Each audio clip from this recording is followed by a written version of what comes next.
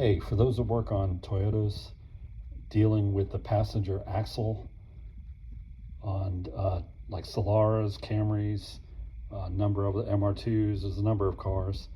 They use a carrier bearing and a carrier bracket. The bracket is cast iron. It's typically also used as an engine mount. And anyway, these bearing races are notorious for freezing up in the carrier bearing mount.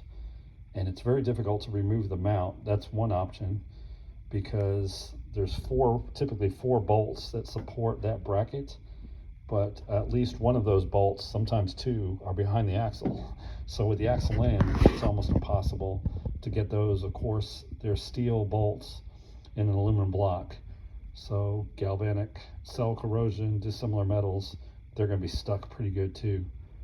So anyway, the tool to get, and you can pick it up at a junkyard, or if you have another one, is a shift fork off an older style transmission. This happens to be off a C52 MR2 AW11, but you can find any one. And the advantage of this,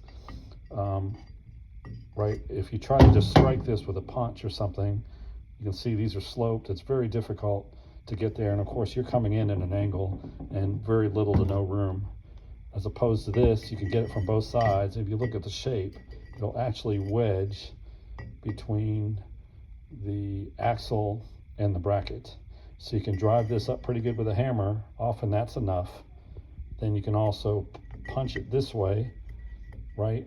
Make sure you don't press against this race. Remember, there's a bracket in there as well. That may be enough to clear it. If that doesn't work, drive this up so there's a load on it, and then use against the carrier bracket, which again is cast iron. You can use a air hammer, not a chisel, air hammer, and vibrate, and hopefully that's enough to break off this corrosion. Between keeping a load on it and using an air hammer, I'd say 98 to 99% of them will pop out, even when they're rusted in. If not, you're going to have to remove the mount.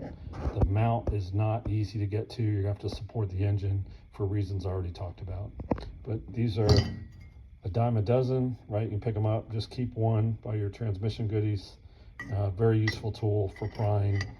It's essentially a wedge, and you can get hundreds, if not thousands, of pounds of force this direction, and adding the vibration, it'll slip right out.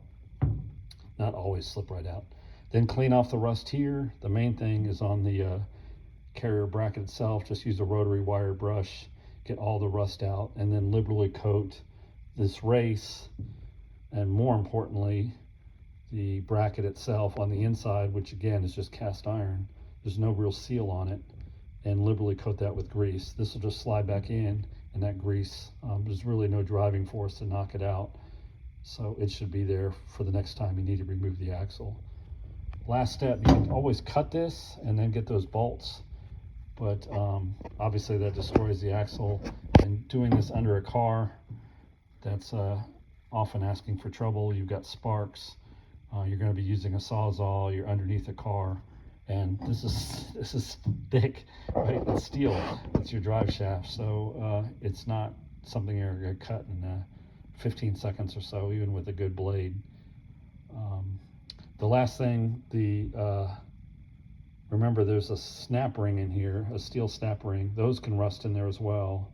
They're spring steel, not cast iron, but obviously clean that groove out real well, put grease in there, and then apply some protective grease, just a layer, whatever, on the snap ring, particularly where it interfaces with the mount, so it doesn't freeze up in there for the next guy or gal that does this work.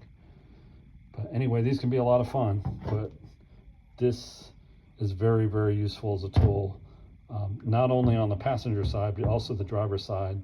You can remove your axle by driving it up against the transmission and or support mount without hurting either the axle or the transmission if you're careful. So very useful tool. And again, throw away if you do damage it. They're doggone strong. I've been using this one for years, but you can see the angles on it, etc. This is a great way to support it. Last thing, as you do it, rotate the axle 180 to 90 degrees, 180 degrees, etc. as you're hitting on that bearing, because obviously, even with this, right, you're kind of loading one side. So as you rotate it around, you won't rack that bearing, or are less likely to rack the bearing inside the mount itself. There's not a lot of give, but every little bit helps. And by rotating it around, that's good. Last, remember when you put that bolt in, there's a rubber tip. Make sure that tip is in there. I've seen somebody say that bolt is to allow you to crack the bearing to remove it.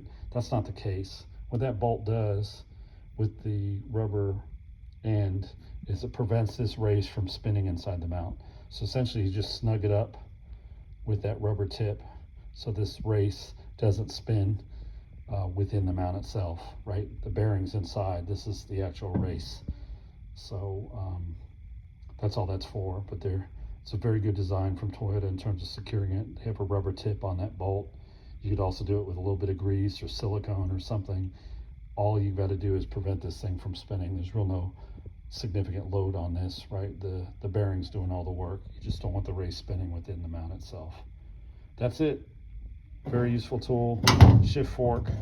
Again, AW11 works great. Modern cars don't have shift forks anymore, but again, you can find them usually in a yard or something. A very useful tool to keep in your arsenal for doing axle work.